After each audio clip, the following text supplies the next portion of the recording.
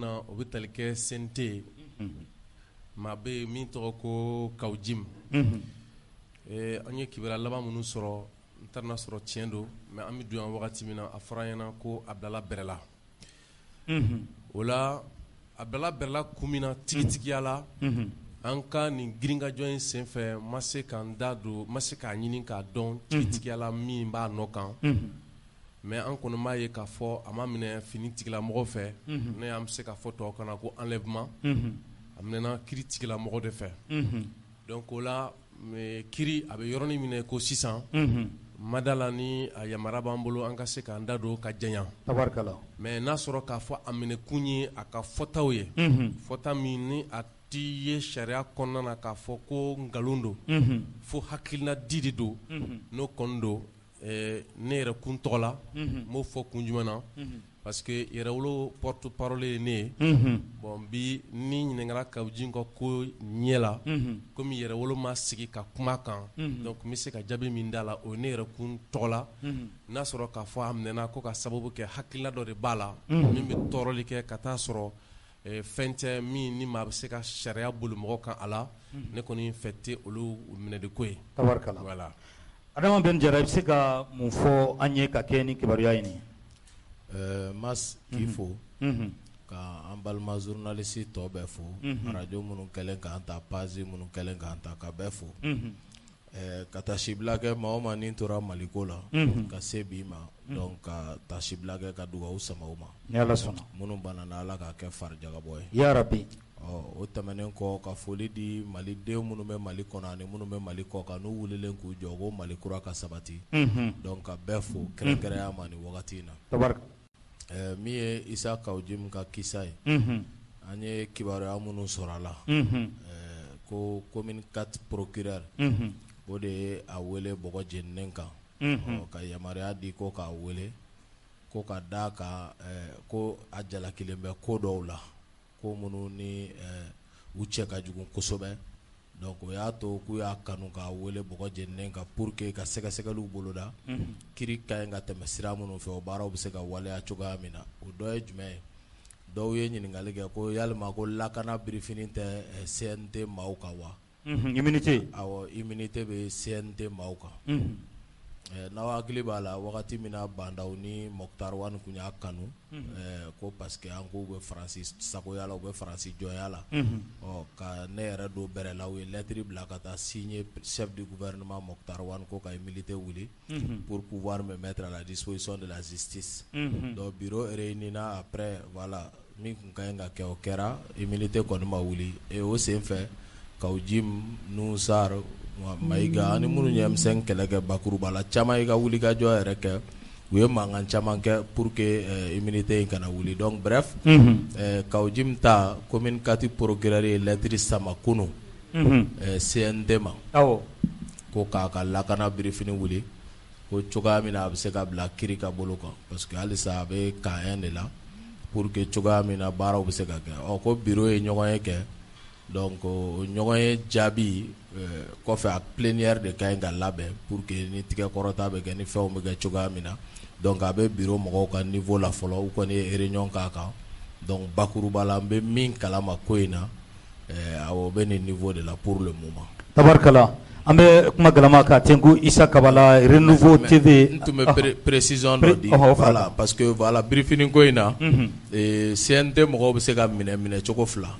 kun fila kama an yɛrɛ ka règlement intérieur b'o fɔ fɔlɔ bien vrai que lakana birifini bɛ yen i ka ye misali don daba naani na i ka mugu ci dɔ la panparanpaki c'est à dire n'o ye flagrant délit ye o kama walima i taara banque dɔ piller bɛɛ ɲɛna jugement t'o la o ye flagrant délit i bɛ se ka lasago o kama bien vrai que birifini b'i kan birifini fana n'a dan don a tɛ fɛn bɛɛ biri donc o kɔfɛ min n'a bɛ fɔ atteinte à la sûreté de l'État k'i ye ko kɛ min bɛ se ka na ni foroba ka basigi ye k'o buruja ou bien k'o lagosi c'est à dire ka wale ta wale min bɛ na ni institution ka fonctionnement ye bɛɛ b'a dɔn le pays est en guerre k'a ɲini ka Assimi walima Sogɛl walima CNT yɛrɛ bali a ka baara la ka na ni instabilité au niveau des organes de décision de la transition donc ça peut porter, ça peut être pris comme propos subversif. Il veut faire que jamana d'Afrique. Donc nos ko fila yira e kelen ka ubɛ n'i ka jɛkulu ka nafa kama i bɛ fɛ ka jamana firi o fila ni o dalu sɛbɛntiyara an ka règlement intérieur la sûreté de l'État ani flagrant délit o fila briefing tɛ olu concerné quoi n tun bɛ fɛ ko précision di quoi. Tabarkala Isa Kaba an bɛ kuma galama kan a tɛnku Isa Kabala ni waati in na baroda kun fɔlɔ walima n'o y'a sɔrɔ a bɛ précision dɔ nɔfɛ nin yɔrɔ in na n'a bɛ se k'o ɲininkali kɛ invité fila bɛɛ lajɛlen na Isa kuma y'o. n bɛ foli di maa minnu ni olu nana kɛnɛ in kan ka aw yɛrɛ fo hakilina in na. Tabarkala an kɔrɔkɛ Umar Cɛfin an bɛ a fo yanni an ka tɛmɛ a kun ka di n ye ka ɲininkali kunkurunin kɛ Isa Kawujim ka ko in kan. Sira b'i bolo. Bi an bɛɛ bɛ kɛlɛ min na o ye kuma kannabila kɛrɛ ye. O ka gɛlɛn an kelen kelen liberté d'expression. Liberté d'expression. An bɛ fara ɲɔgɔn kan yan nɔ ka nin barodalasigiw kɛ. An b'a kɛ liberté d'expression ka hukumu kɔnɔ. An ka bi maa welelen fila diinɛ n'u ŋaniya ni ɲɔgɔn cɛ u kelen kɔ ka Isa Kawujim ka kumaw lamɛn kuma minnu ni olu dankɛnɛmayalen don. Ne kan tɛ ni o y'a sɔrɔ écoute téléphonique kɛlen don a la nka kuma minnu n'olu dankɛnɛmayalen don n'o bɛ bɔlɔlɔ sanfɛ yalima olu bolo bi tiɲɛ ka tiɲɛ na Isa Kawujim ko tɛ est-ce que liberté d'expression menacelen tɛ bi wa. Tabarkala ni o do u bolo u ka o fɔ n'o o yɛrɛ fana tɛ dalu min b'u bolo k'a fɔ ko o tɛ n'u bɛ se k'o di ani a lamɛnbagaw ma ka sababuya kɛ n'i ye duga ye mɔgɔ su kan n'a fɔ ko duga bɔ mɔgɔ su kan a fɔ ko bɔ an su kan. Tabarkala Isa Kawujim da ka farin fɛn bɛɛ mais a ye kuma de fɔ kuma min ni o bɛ jamana dafiri a ka sababuya kɛ mɔgɔw minɛna k'u kɛ u ye kalo 6 kɛ kaso la nin cogoya la ten ka tila k'u bila dalu foyi ma ye min b'a jira k'a fɔ k'u tun bɛ fɛ ka jamana dafiri est-ce que ni mɔgɔ min ye kuma fɔ min tɛ taa marabagaw jimi sira fɛ k'o minɛ k'o don bɛrɛ la ka a kun kɛ dɔrɔn k'i bɛ fɛ ka jamana dafiri ka sɔrɔ a dalu tɛ yen nɔ hakilina jumɛn b'u la o ye ne ka dakuru ɲɛ fɔlɔ ye. Tabarkala aw fila ni min bɛ jaabili kɛ. Bon Tilela ne bɛ se ka min fɔ dɔrɔn je crois ne tun y'o de jaabi fɔ n ko ni ko wɛrɛ tɛ yen an tɛ min dɔn parce que dossier bɛ instruction na c'est-à-dire que a bɛ yɔrɔ min na ko sisan a ko ma lagɛya k'a fɔ an bɛ se ka min t'a la mais n ko n'a kɔni kɛra a bɛ kuma minnu fɔ ka kɛ ni an bɛ minnu mɛn a da Isa Kawujim ye mɔgɔ ye tiɲɛ na n tɛ a lamɛn ten kosɛbɛ Isa Kawujim dɔrɔn tɛ lamɛnli kɛcogo dɔ bɛ yen nɔ olu ma nɔgɔ an ma mais n kɔni b'a ye mɔgɔw bɛ kuma caman makɛcili kɛ ne yɛrɛ kɔni personnellement fɔta fɛn fɛn mana bunahadamaden ja k'a ɲɛsin ne yɛrɛ kun kelen ma ou bien mɔgɔw bɛ fɛn caman digi u yɛrɛ la ne tɛ foyi ye o kɔnɔ yanni Isa Kawujim bɛ minɛ su min na o su ni dɔ ye ɲɔgɔn sɔrɔ Bamakɔ kura olu yɛrɛ ko k'olu ka laɲini ye Isa Kawujim ka minɛ de ne ko mais n ko Isa Kawujim fana bɛ baara la koyi a bɛ ka min fana kɛ ne yɛrɛ ka jate la o fana ka ɲi yɛrɛ kosɛbɛ parce que jamana kɔnɔ fo fɛn dɔ ka sɔrɔ min fana bɛ se ka kɛ ko dɔ ye ni faamaw fana bɛ se k'u janto yɛrɛ la ka kɛ ni jamana tacogo dɔ ye mais ne t'a lamɛn k'a fɔ n bɛ se k'a dɔn Isa Kawujim ka kuma kɔnɔna na min bɛ se ka digi mɔgɔ la n t'a lamɛn ka taa se fo degré ma Ala ko tiɲɛ. Ok bɛɛ n'i bɛ dɔ fara a kan. Oui, donc pour nous, comme avec Kirika Boloka, donc on bora ka kɛlɛ de kɛ ko état de droit. Donc au même moment t'a ɲini bin ka kɛ mɔgɔ kan, au même moment on laissera personne. Min b'i fɔ k'i b'i tigɛ di kɔfɛ jugu ma ko k'an ka jamana firi o tɛ se ka kɛ quoi. Et l'intérêt national doit prévaloir sur tout un chacun. I ko kɔfɛ jugu ko kuma jumɛn bɛ Kawujim ka kuma la. Ayi misali don kuma don k'a fɔ donc an bolo kiri bɛna na jɛ an t'a to kiri ka taa n'a ye nka ni bɛn ka di o tɛ jamana ko la dɛ n furadama b'o fɔ je l'ai dit bɛɛ kun ka balimaya tɛ yen ne ka jamana ko la jamana in lajɛ i k'i ɲɛsin an ka jamana in ni kisi n'i ka surun n'i ka di o tɛ yen dɛ foroba ka hɛrɛ bɛ lakana cogo di an bolo an bɛ t'o sira de kan donc an bɛ to kiri kɔ n'a kɛra ko liberté d'expression don ko dalu tɛ yen a na kanabila an b'a kɔkɔrɔma don o la a ka kanabila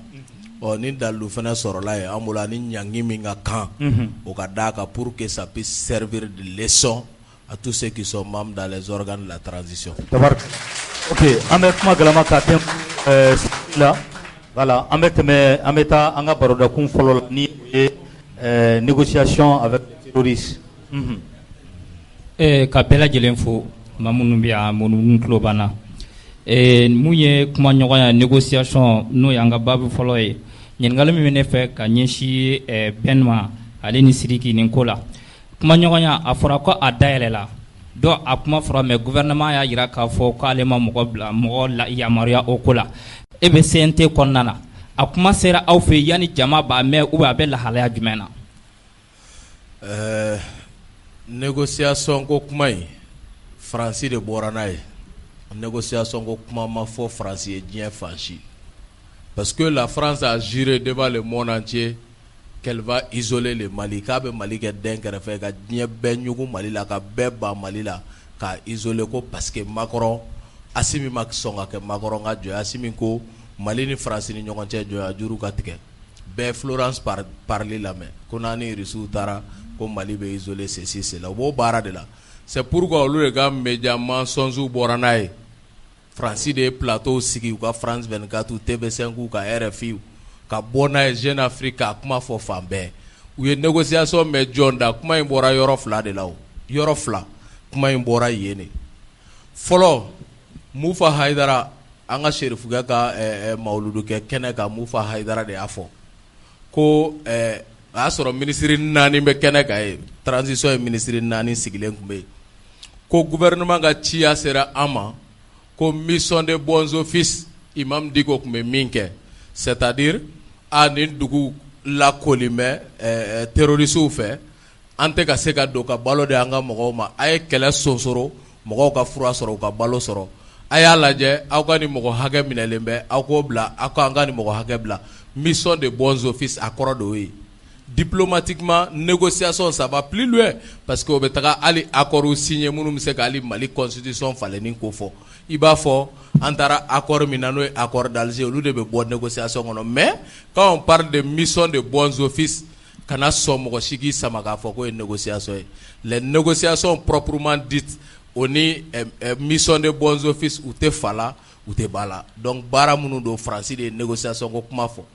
o tɛmɛnen kɔfɛ ministre du culte Kone monsieur Kone ale yɛrɛ sera au conseil islamique ma don min a y'a bila a ka page kan a bɛɛ bɛ taa kalan il a parlé de mission de bons offices et o bɛ ka kɛ kabini wagati jan mais k'a fɔ ko États-Unis wulilen don olu y'a f'u ka congrès ɲɛkɔrɔ k'u bɛ na Mali kɔnɔ ka na terroriste kɛlɛ la a ka tila ka mɛn ko Mali n'o terroriste kelenw sigilen bɛ u bɛ kan ka kuma donc olu bɛ taa mun fɔ u ka mɔgɔw ye olu b'a préférer k'u yɛrɛ retirer c'est ce que la France demande pays tɔ fɛn fɛn bɛ yan jamana tɔ fɛn fɛn engagé len bɛ Mali kɔnɔ olu bɛɛ natɔ ye o kuma de fɔ parce que ale Faransi gɛntɔ don ale tatɔ don ale b'a sen nugu kan donc a tɛ fɛ a kelen ka taa a bɛ fɛ ka Mali ni bɛɛ kɔ don ɲɔgɔn ma pour que hali domaine wɛrɛw la partenariat bɛ Mali ni jamana minnu ni ɲɔgɔn cɛ ka se k'o robinet bɛɛ fermer ni ne ye Faransi ka stratégie c'est pourquoi États-Unis ambassadeur taara ye Assimi a rencontré et olu ka o ɲɔgɔn ye de kɔfɛ ça a été décidé ko ka communiqué dɔ kɛ k'a yira min bɛ gouvernement ka position clarifier pour que Faransi ka manipulation a ka se ka jɔ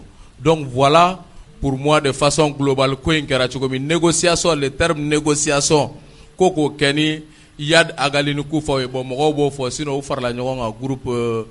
de soutien à l'islam au Mali GSIM kɔnɔ u ye ɲɔgɔn sɔrɔ o kɔnɔ kaban u ka ɲɛmɔgɔba ye Yad Agali ye mais halisa les gens pensent que u tɛ ɲɔgɔn kan donc Kufa ko ka sigi ka kɛ fɔ kɛ ni mɔgɔw ye minnu ni terroristes don ni malidenw don u y'o kuma min fɔra ni Mufa Haidara y'o fɔ ni u bɛ k'o kuma ta k'o yanga olu ye anw ka terroristes ye anw b'olu dɔn mais an bɛ Faransi fana ka terroristes tɔgɔ dɔn a fɔra ko mission de bons offices document tɛ yen ministre ka kuma tɛ yen mɔgɔ ka kuma tɛ yen min ye négociation fɔ o mɛnna Faransi de la ka bɔ kuma la Faransi ka terroristes tɔgɔ anw ka terroristes bɛ dugukolo sanfɛ a tɔgɔ Yad a tɔgɔ Kufa ainsi de suite Faransi ka terroristes bɛ dugukolo jukɔrɔ a tɔgɔ or a tɔgɔ manganèse a tɔgɔ pétrole a tɔgɔ fer a tɔgɔ gaz a tɔgɔ eau naturelle o de ye Faransi ka terroristes ye. ok bon n bɛ se ka min fara nin kan dɔrɔn o ye an bɛ hali bi kunnafonidilaw fo nin yɔrɔ la parce que an y'a fɔ an bɛ kɛlɛ min na kɛlɛ in a bɛ ka kɛ ni minɛn damadɔ de ye kunnafoni dili min na o ni diɲɛ jamanaw bɛ se ka jɛɲɔgɔnya kɛ sira minnu fɛ n'o ye diplomasi ye ka taa se fo politiki kɛnɛ kan a kɛlɛ bɛ ka k'o kɔnɔna na ni laseli minnu bɛ ka kɛ i b'a ye komi diɲɛ y'a bɛnn'a ma ko sigi kana kɛ ni terroriste ye diɲɛ bɛnn'o ma donc o la u bɛ na ni kuma ye kuma min bɛ yen nɔ ni diɲɛ sariyabaw y'u kɔn pour que k'a jira k'a fɔ ko Mali bɛ ka don tiɲɛni wale da fɛ ka taa sɔrɔ o wagati kelen an ka jamana kotigi min ye jamana kotigi ɲɛmɔgɔ ye n'o Choguel Kokala Mayiga ye o bɛ k'a fɔ diɲɛ kɔnɔ ko Faransi de bɛ ka terrorisiw lakɔkɔ k'u bila ka tiɲɛni kɛ Américains tɛ kulo la fɛn bɛ tali kɛ Faransi la a tɛ kulo la f'a bɛna kule maa min ni i bɛ k'a yɛrɛ ko Yaga Agali ko on n'est pas dupe ko an tɛ loloma ye ko Yaga Agali yɔrɔ dɔnnen don k'a bɛ tagama la Kidal o ni Amɛtɛta ye ɲɔgɔn cɛ wa k'a fɔ o IBK kelen de y'a fɔ diɲɛ bɛɛ ɲɛna ko fɛn bɛ tali kɛ négociation la ko tɔw ye Yaga Agali bɔ a la n'o ye européens ni c'est-à-dire français ni américains ye k'u ye Yaga Agali bɔ a la ko n'o tɛ processus min kɛra Algérie ko senfɛ k'u ye MLA a bɛ fɔ Amsterdam de kɛ HCA ye ko senfɛ u ye MIA n'o tun ye mouvement islamique de l'Azawad ko u y'o de kɛ MAA ye k'a kɛ mouvement arabe de l'Azawad k'olu tɔgɔ yɛlɛmana ka na processus la donc c'est comme kɔfɛ u y'a kɛ i n'a fɔ Yaga Agali t'a kɔnɔ Amadou Kufa t'a kɔnɔ ka taa sɔrɔ ninnu bɛɛ tun bɛ processus kɔnɔna na ka fara o kan a bɛ ye k'a fɔ kabi 2012 diɲɛ y'a jira k'a fɔ Faransi ye min kɛ a ye tiɲɛniba de kɛ munna parce que a ni terrorisiw jɛla o terrorisiw tun ye jɔn ye o tun ye MLA ye o MLA ni fɛn bɛ tali kɛ Mujaw ni AQMI Al-Qaïda ka branche bɛɛ parce que olu mɔgɔ kelenw Faransi de jɛra n'olu ye ka Moyen-Orient kɔnɔ ka terrorisiw bɛɛ fara ɲɔgɔn kan ka Kadafi ka jamana ci ka Kadafi faga olu bɛɛ lajɛlen o de samana kan'u fɛ Choguel Kokala y'o de fɔ u ye terrorisme transporté ka na an ka jamana kɔnɔ wa o fana sɛbɛncɛla yanni Choguel ka kɛ premier ministre ye Russie ka affaires étrangères n'o ye Sergei Lavrov ye ko effectivement ko a ye mɔgɔ minnu armée Libye ko a bɛ k'a ɲini k'a fɔ a bɛna Mali kɔnɔ ko k'olu ka waleyaw de kɛlɛ wa k'o bɛ se ka faamu cogo jumɛn na donc olu témoignage baw kɛra diɲɛma kulo la o bɛɛ bɛ président fɛn fɛn bɛ yen a bɛɛ bɛ Faransi ka okumu ni Faransi jɛw ka okumu de kɔnɔ sisan kuma bɛna ɲɛsin mun ma k'a fɔ ko kumaɲɔgɔnya min n'o fɔra ne bɛ tali kɛ mission no bons offices la n'a fɔ bɛɛ n'a fɔ cogo min na k'o ta k'o transformer ka na fɔ k'o ye négociation ye avec Yaga Agali bi ni mɔgɔ bɛ négocier ni Yaga Agali i tɛ négocier ni Faransi ye pour la bonne fois parce que tout simplement n'i y'a mɛn ko Yaga Agali Faransi de don IBK ye min fɔ an ɲɛna ni yan'a ka fanga bɛ bi a y'a jira k'a fɔ Yaga Agali Faransi kelen dɔ ka dugu min ta k'o kɛ sanctuaire de terroristes ye ni Mamadou Youssouf Niger président a y'a jira k'a fɔ terroriste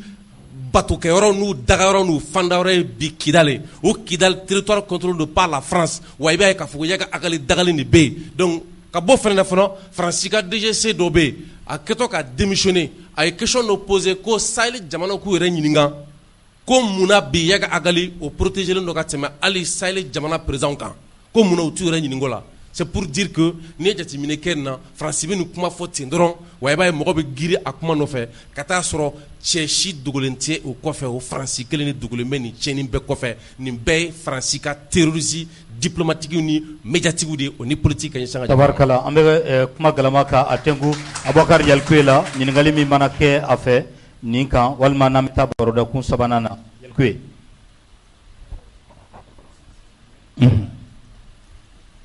Voilà. D'accord, Kromas, bonjour, une clé. Mbifo pour l'invitation. Ni tous ceux qui sont dans la salle ici, je remercie tout le monde. Les deux invités aussi qui sont des camarades de lutte. Mbifo parce que je suis journaliste, mais j'ai aussi une partie activiste. On a eu à faire beaucoup de choses ensemble. Et je pense bien que même si aujourd'hui Nkeleme a engagé la profession au Tempali, de temps en temps, basculer de l'autre côté pour donner mon avis sur les intérêts de la nation. Par rapport aux négociations. Bon, nous savons pertinemment que Akuma Tcharadoni, Dabaliban, j'ai dit Dabaliban parce que au Flueradoni, c'est le fait de voir le gouvernement, parce que quand le ministre des Affaires religieuses allait pour Kakuma Finkan et à Klalaka Ben Klalaka Moufa Kakuma Fo, donc ni fait un borlou dans Moroba et Kafoko source officielle de d'eau. Voilà, Moroba et source officielle d'eau. bon après olu kelen ka bɔ k'a fɔ ko baara dɔw bɛ na boloda à l'intention des terroristes à identité malienne parce que au ko ma daminɛ bi nous savons pertinemment que Soyibeka ka Boubé était au PMA là avant l'arrivée de Boubé parce que je sais que Ani Mamou Diko ka problème bɛ sɔrɔ là parce que lui était à la tête de la mission de bons offices à l'époque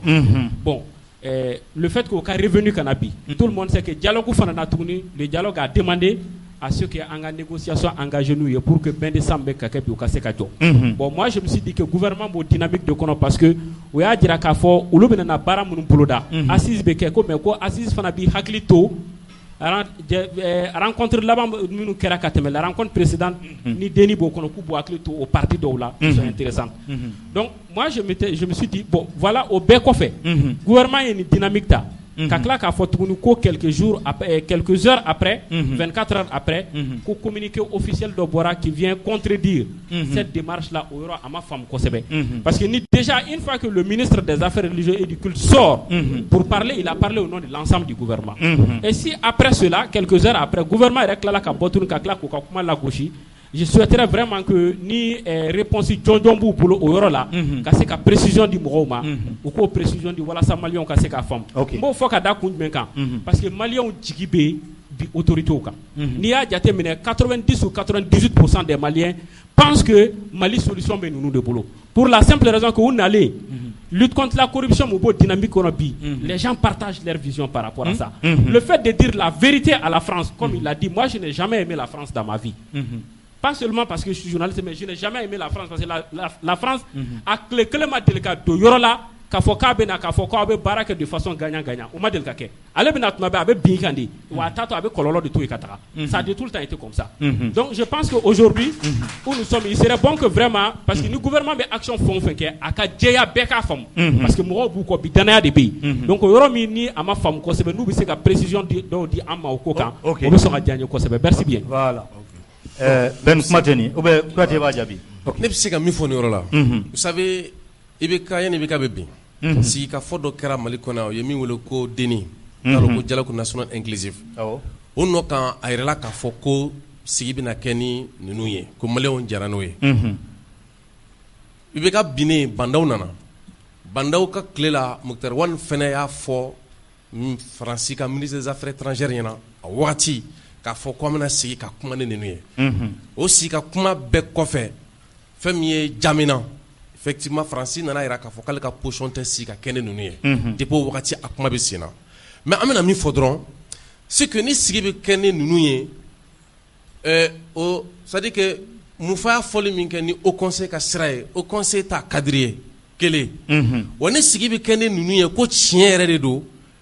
ne ma dala n'an bɛ bɔ kalama n'a bɛ kɛ k'a fɔ ko de façon officielle fɛn tɛ ko min bɛ ta ka da kɛnɛma o fɛn tɛ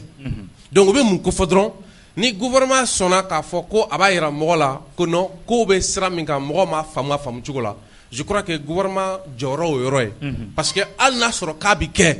komi an bɛ américain ye k'a kɛ komi français bɛ k'a kɛ ka jamana in ci ka min engagé bɛɛ la k'o tɛ. ok bɛɛ n'i bɛ jumɛn fara kan. voilà Sidiki ye min fɔ bɛɛ ni terroriste bɛ kuma.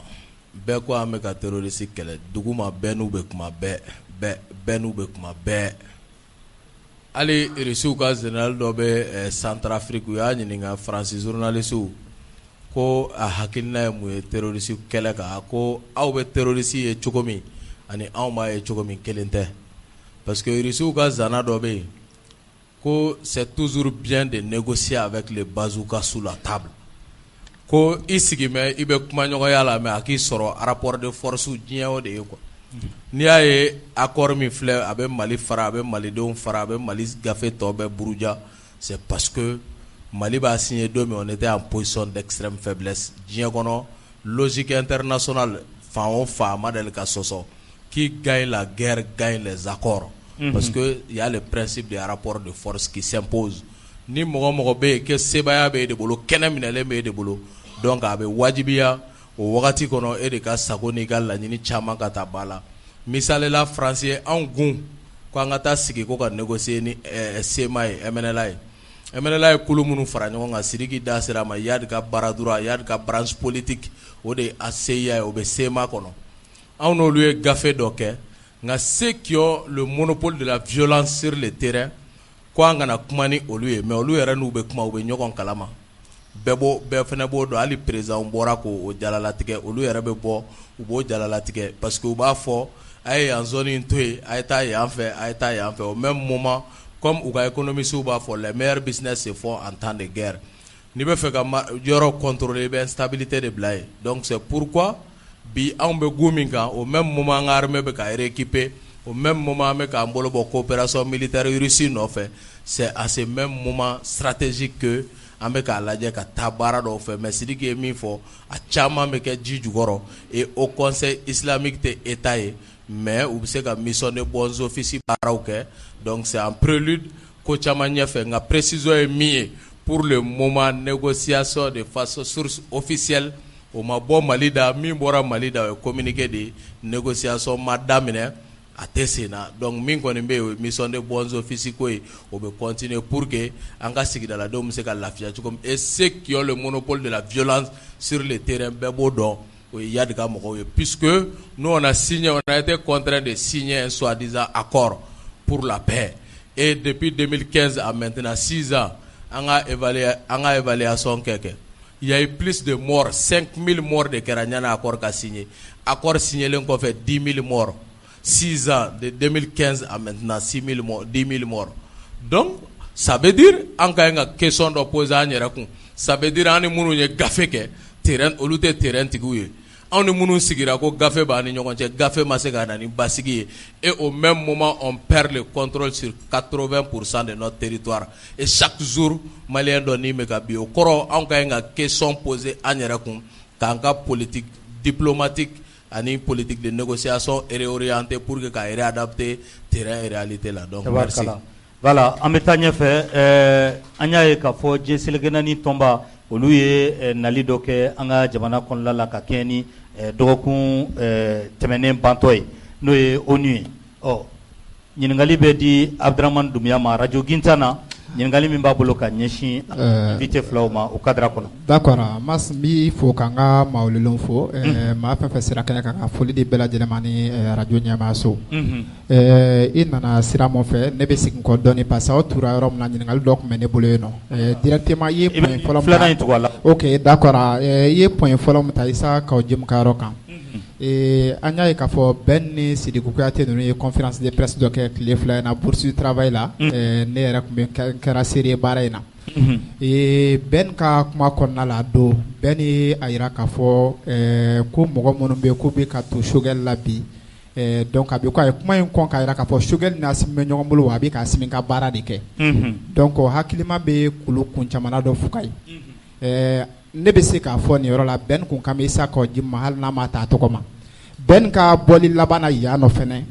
bɛn y'a jira k'a fɔ k'ale yɛrɛ bɛna wuli ka taa se Isa Kaoudim ma ka kuma n'a ye donc n'a sɔrɔ bɛn ka o ɲɔgɔn ye mais ɲininkali y'o ye n'a sɔrɔ a taara ɲɔgɔn ye kɛ Isa Kaoudim fɛ est ce que ale bɔlen kɔ ale taara laɲini min kɛ Isa Kaoudim fɛ Isa Kaoudim m'o bɔ a sira fɛ wa parce que a jira k'a fɔ ko sɛbɛn dɔ cira CNT la ko ka birifini wuli ka bɔ Isa Kaoudim na pour que sariya b'a ka baara kɛ n'a sɔrɔ sɛbɛn in ladonna n'u bɛ t'u bolo kɔrɔta don min na est ce que Adama Ben Jara b'i bolo kɔrɔta k'a fɔ ko birifini ka bɔ Isa Kaoudim na parce que a tɛ k'ale ɲɛnata fɔ bi wa o ye n ka ɲininkali fɔlɔ ye comme i ko ka cadre ONU voilà donc ONU bɛ ka hakilina min u ye mission min bila ka na an ka jamana kɔnɔna la tile fila in na Kuyate kun bien sûr donc a bɛɛ jɛkulu kelen ONU ye mission bila ka na Mali kɔnɔna la an y'a ye k'a fɔ ONU jɛkulu seginnen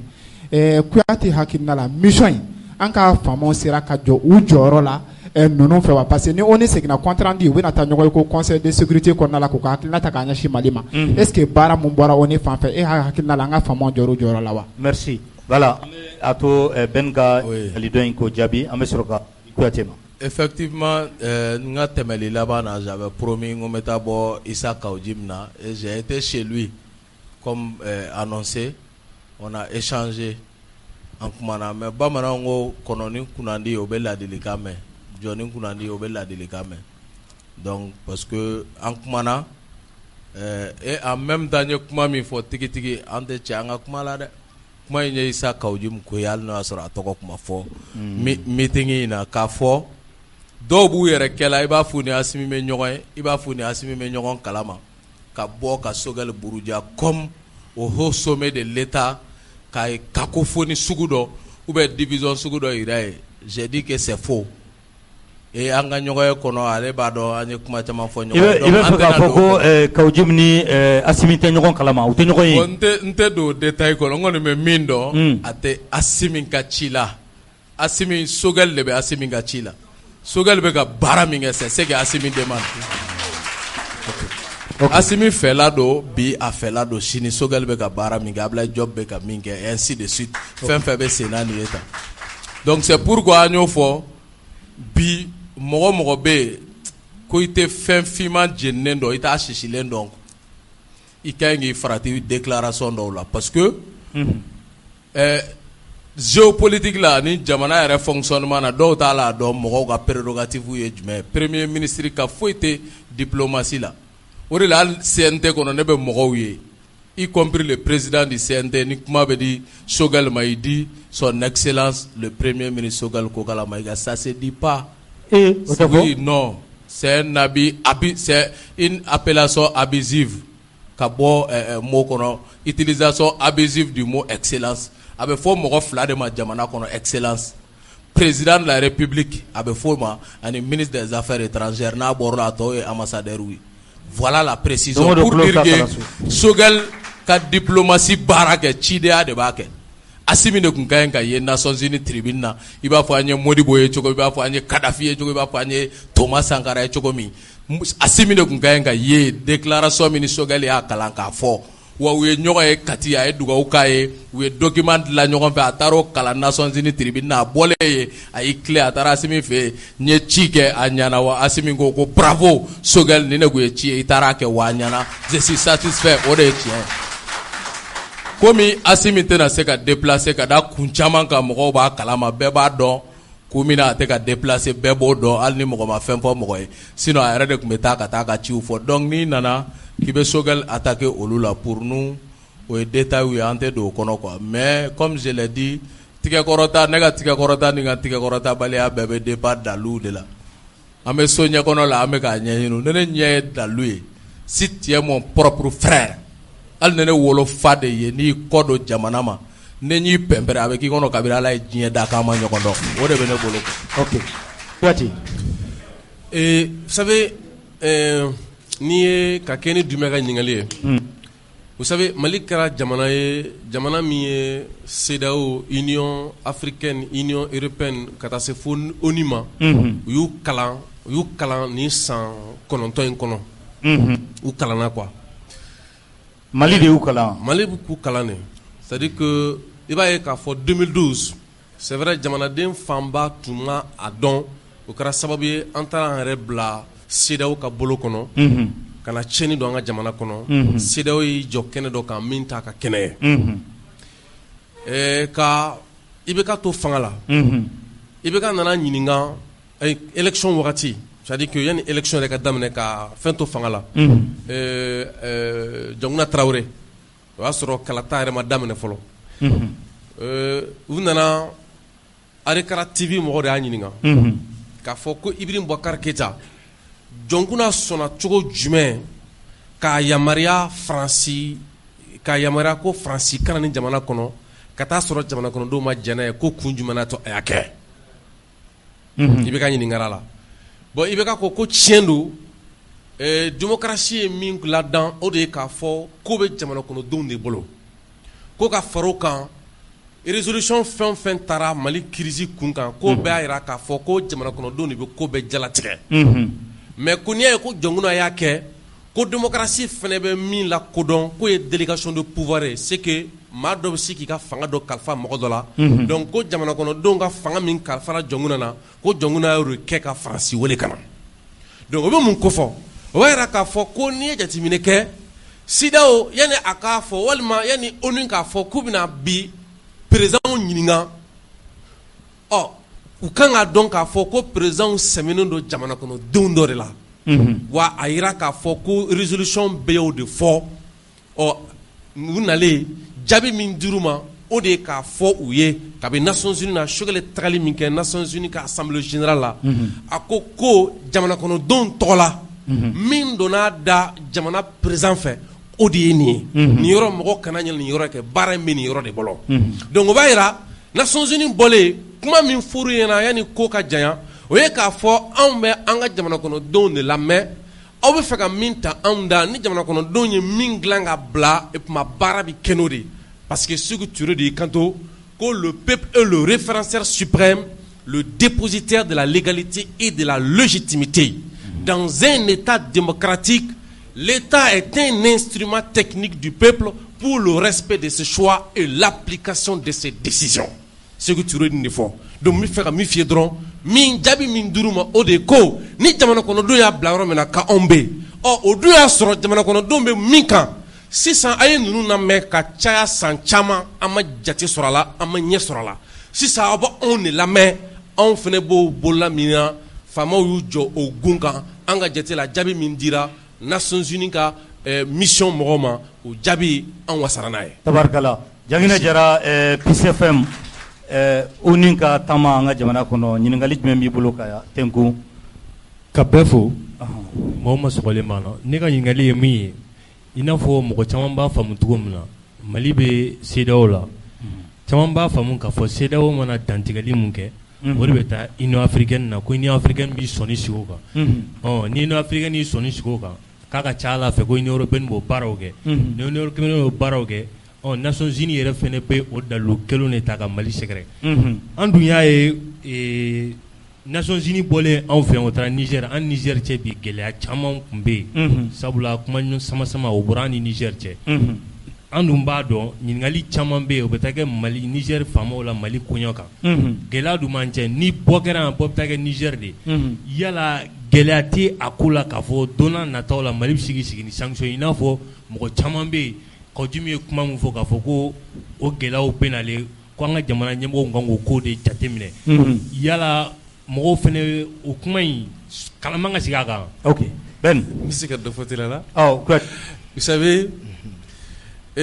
Amadou Djikoronin yana a bɛ sa a tatɔ ye kuma dɔ de fɔ quoi ko ni Maliens m'u cogo dɔn o de bɛ se ka Mali ci quoi le pécitasisme le bavardage inintelligent. C'est pourquoi an b'an ka mɔgɔ kalannenw dɔ ye effectivement a b'a sɔrɔ docteur yɛrɛ de don dɛ. Mais le fonctionnement de ces grands ensembles, de ces institutions internationales, où la barra tchoukomina, il va se donner à ma sama. Ou bousigi, avec forme le paralogisme, raisonnement involontairement faux. Il veut comment photoko jatimine ni ta don avec qui yana kabe ka min foko tiendo dutigi sigile avec ka min bo da to di ko ya. Parce que moko ki sigi ki era nyininga si sans transition avec sena transition mindo olu de fanga nyongiri ku sigi o fanga nyongiri do ku sigi benkero la sisan se jumembe ami dominer ko bi CEDEAO ye ka foko ne ninu ko anga assise ke comme CEDEAO ko kuruta assise ko la ne ninu ko bi ka foko jamana kono do be se ka sigi ko sigi konnana ko ni benkara mina ko ka bone sara jumɛn bɛ CEDEAO bolo bɛ sara jumɛn bɛ Nations Unies bolo k'o kelen san ko Nations Unies bɛna o ta k'olu ɲangi o sara foyi la dannen tɛ o disposition foyi tɛ yen parce que Nations Unies ka résolution de fɔ depuis u na wagati k'o bɛ ladan o de kɔnɔna na a tɛ se ka pan o kunna donc n bɛ fɛ ka min fɔ dɔrɔn n'i ye jateminɛ kɛ bi Mali de kan ka se ka CEDEAO ɲangi d'abord en 2012 CEDEAO nana ni an ka médiation ye mɔgɔ min ka bolo kan n'o ye Blaise ye. O Blaise yera k'a fɔ ko minnu ye jamana attaqué ka jamana agressé Blaise kun y'olu ka parrain ye Blaise kɛra olu ka tɛmɛsira ye bi Mali de kan ka se ka ONU attaqué ka sababu kɛ mun ye maa min bɛ yen ni o kɛlen don bi ka kɛ n'a fɔ Mali ka cɛkun ani ONU ɲɔgɔn cɛ n'o ye Faransi ye fɛn min bɛ tali kɛ Choguel Kekɔli Mayiga la devant tout le monde o nana jalaki min bi Faransi kan o t'a to bi ko maa ka ONU kan ka sɔn k'a fɔ k'a b'a da don bi Mali ka ko ɲɛw la donc an bɛ fɛ ka min fɔ dɔrɔn ONU mɔgɔ ninnu ye démarche min ta sanction ko t'u kɔnɔ CEDEAO sanction ko t'a kɔnɔ ni sanction ko tun b'u kɔnɔ sama sɔrɔ taara mais u ka démarche tɛ dɔwɛrɛ si ye dɔrɔn u ka se ka don dans le sillage de l'administration malienne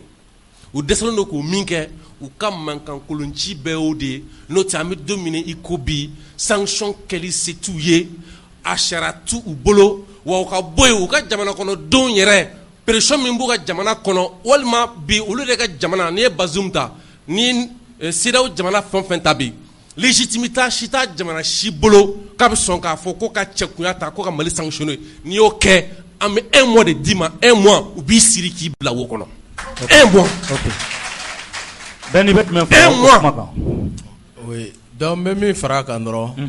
c'est à dire que souvent mɔgɔw bɛ siran fɛn dɔ ɲɛ ka sɔrɔ a t'a kun bɔ gɛlɛya ni gɛlɛya bɛ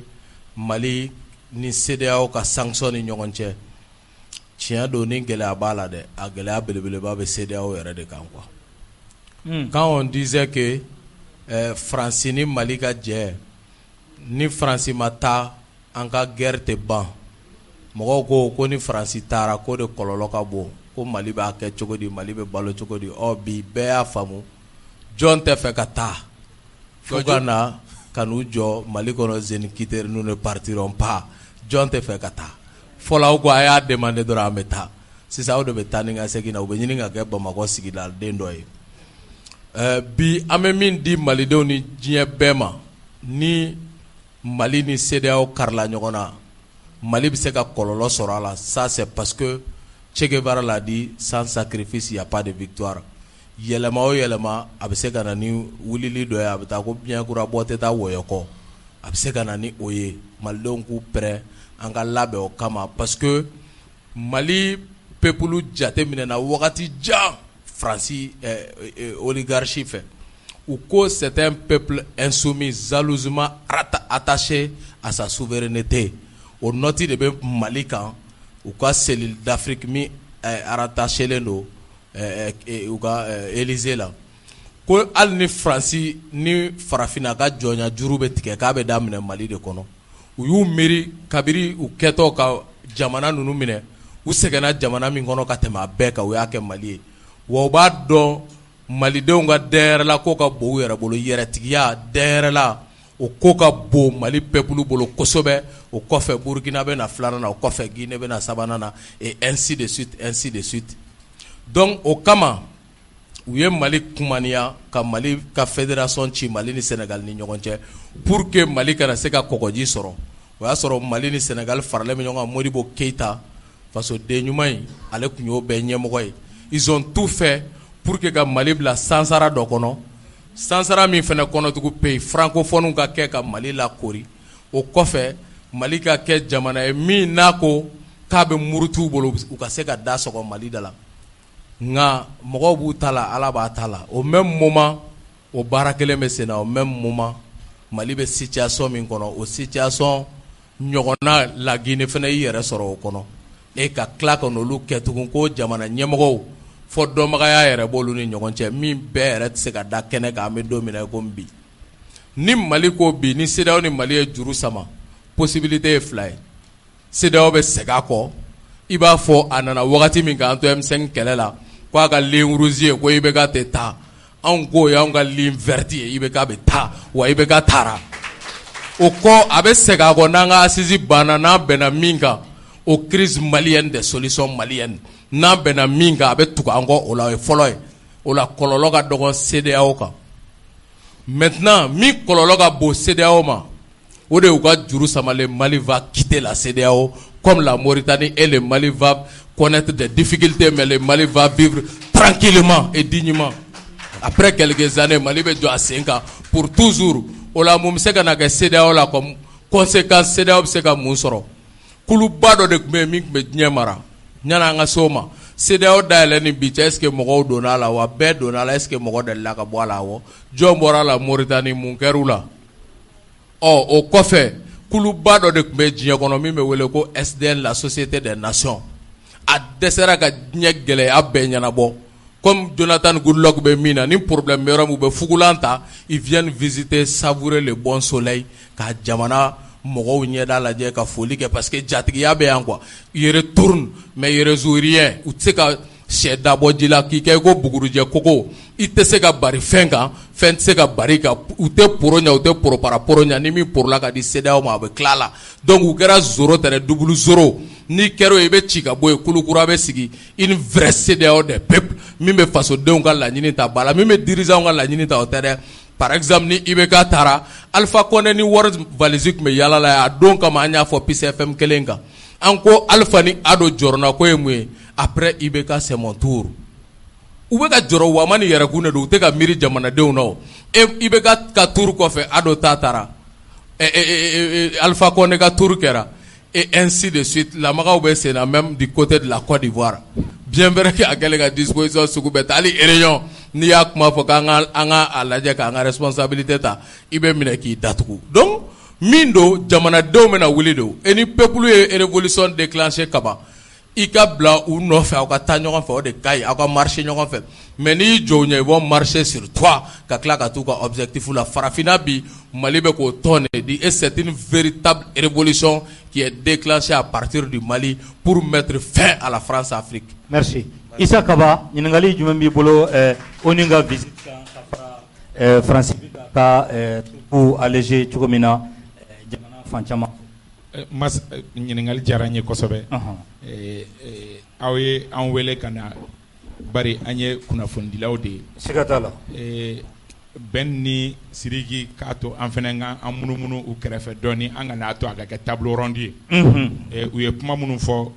tɛgɛrɛfɔlaw ni cɛw ni baraji mais u k'a to an k'an ka kunnafonidi baara fɛnɛ kɛ ni Ala sɔnna ma c'est très simple Adama Ben bi Ala ye garijɛgɛ d'i ma i bɛ CNT kɔnɔ i ye nin fɛn o fɛn fɔ i ye proposition de loi dɔ kɛ CNT kɔnɔ k'a ɲini jamana marabagaw fɛ bi an ka Faransi bila kɛnɛ ma ka sɔrɔ k'a fɔra a jɛlen don k'a fɔ ko an ka jamana ɲɛmɔgɔw de ye lettre dɔ ci a lettre yɛrɛ c'était très célèbre hali a tun bɛ bɔlɔlɔw sanfɛ ni an ka c'est tellement simple n'an ka jamana ɲɛmɔgɔw ni Faransi fɛjɛ man di u ye bi c'est tellement simple ka bataki ci walima CNT mɔgɔ dɔ ka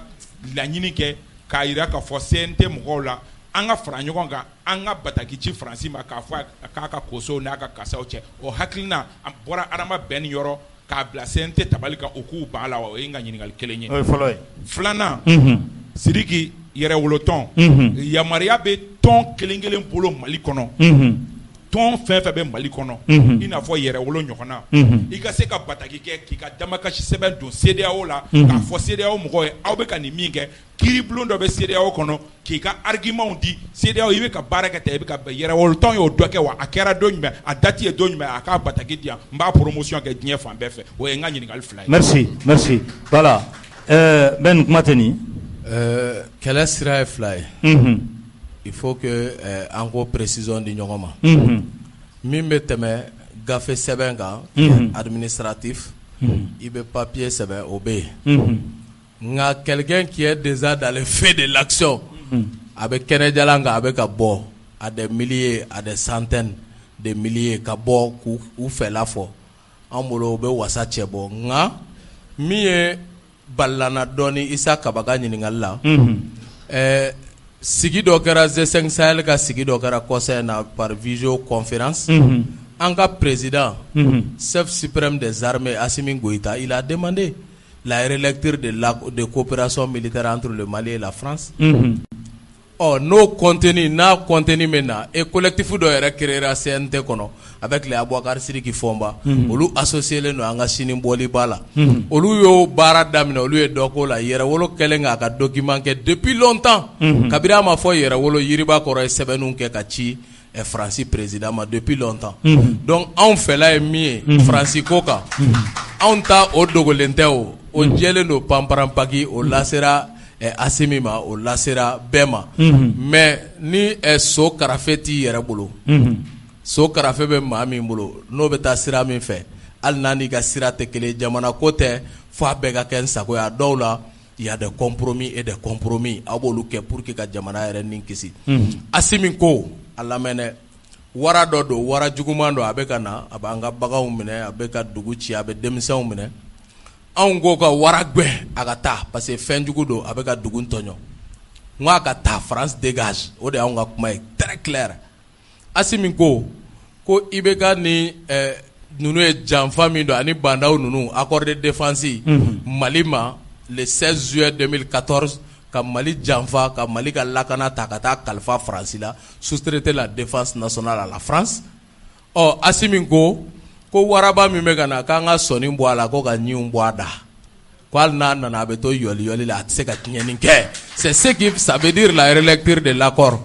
de la coopération militaire Assimi ka proposition ye ne ta ye an ka Waragu ale ko ka ɲi ni sɔni bɔ a da a bɛɛ kun tɛ a tɔɔrɔ ka dɔgɔya sigidaladenw ni jamanadenw kan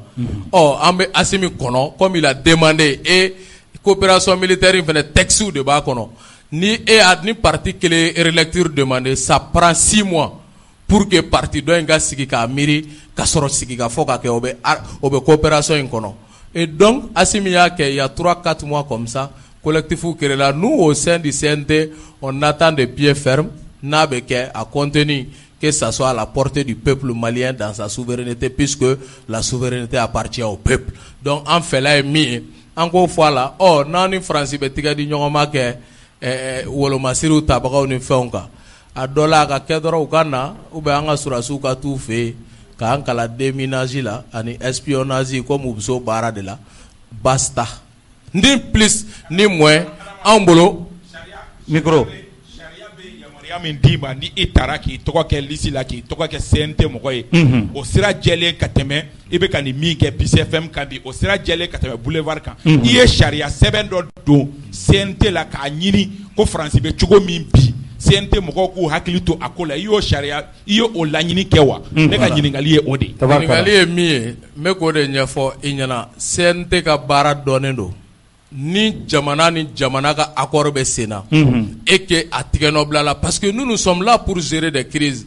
an mana crise créer dɛ anw ye jamana tacogo ye an ko n'i bɛ ka tora ye an ka taa 2023 la le Mali sera le plus gros cimetière du monde et IBK ne sera qu'un gardien de cimetière et non un président an ka IBK lajɔ an ye IBK lajɔ a ye dingɛ ba min tigɛ don o don an bɛ ka chargement kɛ k'a k'a kɔnɔ a kɔnɔ ma fa fɔlɔ mais don o don an bɛ ka dingɛ in lafa o dingɛ lafali la CNT kono Mokhtar Wane taara ka taa ka PAG présenté programme d'action gouvernementale j'ai pris la parole tellement Mokhtar Wane ma Faransi ko kuma fɔ ne ko a ma n ko tiɲɛ don a dɔnna e kun tɛ e kun bɛ Wagadugu anw bɔra kun min kama a si talen tɛ ba la lakana ko i y'o ta ko tu as survolé les réalités du pays pour nous promettre un avenir meilleur c'est ce que j'ai fait comme déclaration ce jour-là an ko anw bɔra lakana ko kungo banna o t'i ka hami ye kiri kungo banna o t'i ka hami ye refondation Mali kura bɛ sigi cogo di avec des réformes profondes des systèmes éducatifs sanitaires scolaires donc de défense sécuritaire o baaraw bɛ kɛ cogo di i ma miiri nin si la o lase kɛra avec Mokhtar Wane o tɛmɛlen kɔ Sogɛl nana don min ka kuma ne wulila o don fana la tugun j'ai dit Sogɛl ka PAG présenté don n ko il faut diversifier les partenariats militaires parce que au de bɛ fɔ an k'a lajɛ an k'an tigɛ di Irisiw ma clairement j'ai dit il faut signer un accord de défense militaire avec la Russie pendant 5 ans c'est ce que j'ai proposé maintenant i ye sariya sɛbɛn ka taa ko Faransi ka bɔ yen wa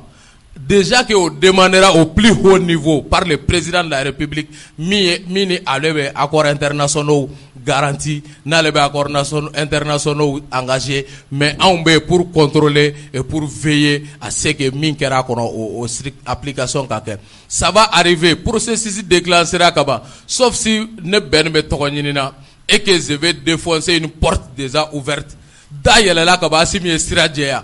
bɛɛ ɲɛna diɲɛ bɛɛ ɲɛna ko Macron i bɛna sigi nin gafe min filɛ ni IBK y'a signé ni François Hollande a tɛ continuer anw ka jamana kɔnɔ an ka yɛlɛma don a la Assimi fana ko anw n'a kɛlen ka ɲɔgɔn ye ko accord ni bɛn kɛra kan Mali bɛna formule kura min proposer n'u sɔnn'o ma a bɛ taa CNT ɲɛkɔrɔ et peuple bɛ appropriation nationale k'a la a bɛ kɛ an bɛɛ ta ye pour que an ka don a da fɛ n'u ma sɔn o ma a bɛna laban ka option in de la o de ye France dégagé cɛ i ka koso ni kasa cɛ i ka taa ka bɔ an bara an bɛ bugurujɛ fiyɛ o kɔ donc à mon niveau de là et la révolution est une révolution intelligente dusu baara tɛ et je sais aussi que les résultats seront là. Kouyaté. An bɛ foli se grand frère ma n'o ye Isa Kaba ɲininkali ninnu b'a to mɔgɔw b'a dɔn k'a fɔ kow bɛ ka labɛn cogo min na ne k'a fɔ an bɛ kuma ni assurance ye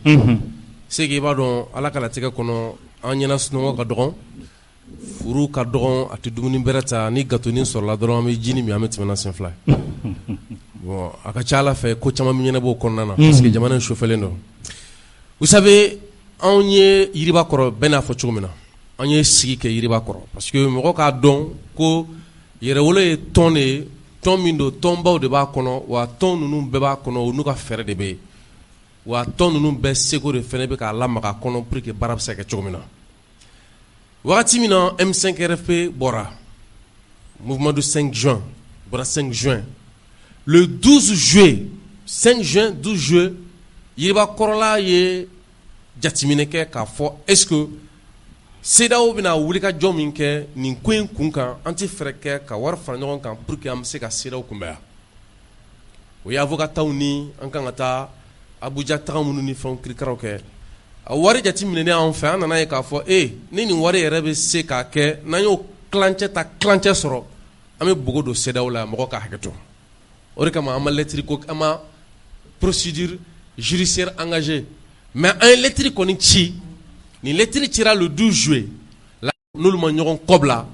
jamanadenw ka laɲini bɛ sɔrɔ wa a tɛna se k'a fɔ ko CEDEAO ka fɛn kɛ ko an bɛna fɔ ko ka sariya ta ka sariya labaara fɛn min nɔ kan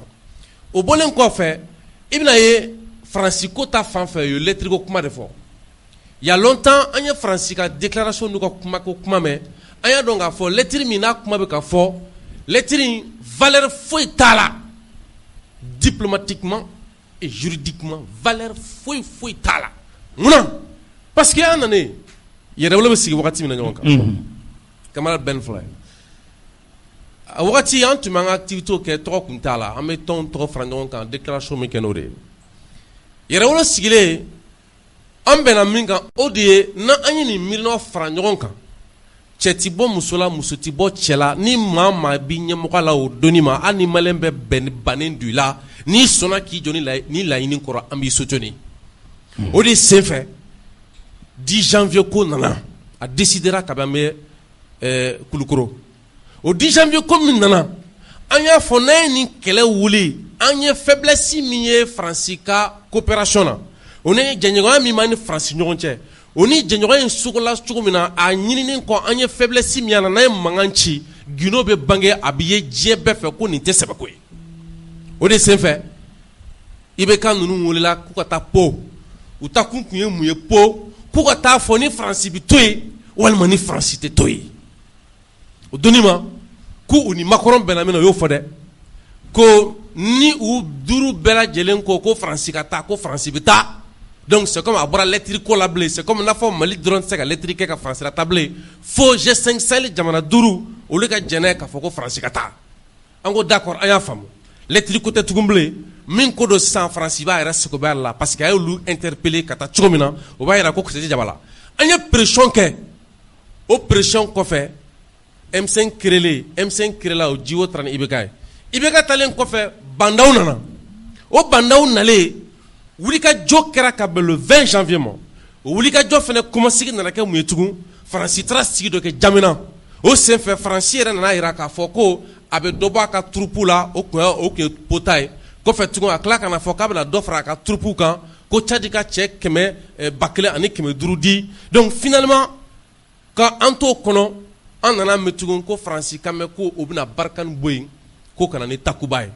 o Barkhane min bɔ yen kana ni Takuba ye bandaw fɛnɛ binnen kɔfɛ sisan an nana min ye Choguel nana yira an na nin bɛɛ kɔfɛ mun y'a dɔn k'an tun bɛ toɲa kan an b'a dɔn an bɛ ka min kɛ Choguel nana yira an na k'a fɔ an yɛrɛ bɛ ka min ɲini k'a fɔ ko Faransi ka taa Faransi yɛrɛ a ka tali labɛn ka taa sɔrɔ hali sɛbɛn ma d'a ma o de ye abandon en plein vol Faransi yɛrɛ y'a bila a yɛrɛ ye ka taa sɔrɔ fanga ma lettre ci a ma wele sariya la ale yɛrɛ y'a bolo bɔ ko kɔrɔ ka Barkhane ko ban jamana faamaw ɲinɛma ka na ni Takuba ko ye jamana faamaw ɲinɛma o Takuba ko fana kuma bɛ taa kɛ wagati min na o y'a sɔrɔ Asimi sigilen b'o kɛnɛ kan Asimi fana ko k'ale to Takuba ko la donc Barkhane gulonnen don yen Takuba ko kan ka wolo o ma lajɔ fɔlɔ donc finalement an kɔni bɛ min nɔfɛ dɔrɔn faamaw k'a tɔ formaliser o formalisme kɔnɔna na juridiquement k'a fɔ bi i bɛna Faransi attaquer pour a ka taa an ma o sariya ye mais an bɛ se ka na min kɔni kɛ dɔrɔn o ye wagati min ni Faransiw da yɛrɛ ma k'a bɛ taa n'o wagati de kɔni tɛmɛna ni min kan ka kɛ n'o ye sariya ko de walima ni busan nugu de kan ka taa walima n'an bɛ taa Faransi ambassade ta an bolo la k'a fili ka taa Faransi ye donc pratiquement o de bolo dalen don sinon a ko ninnu sɛnsɛnnen don kɔrɔ Isa Kaba Donc on y démarche munu jatimine mun kala bu taliken do la. OK. Merci. Bien famuna. Voilà. Amadou Cissé, Pinal TV. Bas ne ka ɲininkali ka tengo Adama Ben ni Sidiki Kuyate la. O ye Faransi u ka kɛlɛkɛcɛ minnu bɛ Mali kɔnɔ. Bi n'olu ka wuli ka jɔ yɛrɛ ye k'a fɔ ko olu ka bɔ yen mɔgɔ wɛrɛw ka na Mali kɔnɔ. Ni olu taara bi yani maa yɔrɔw bɛ na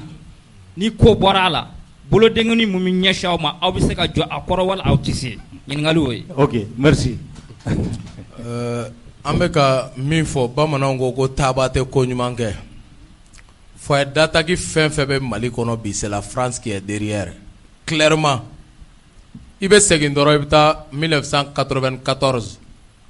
u ye min kɛ Rwanda et n'i y'a lajɛ tu sauras que les attaques sont organisées et préparées parce que ça ne cible que le poumon économique du Mali. Mɔgɔw ka malo sera Kayen an ka taa ɲɔnɔ ka taa malo minɛ malo tɛ kan.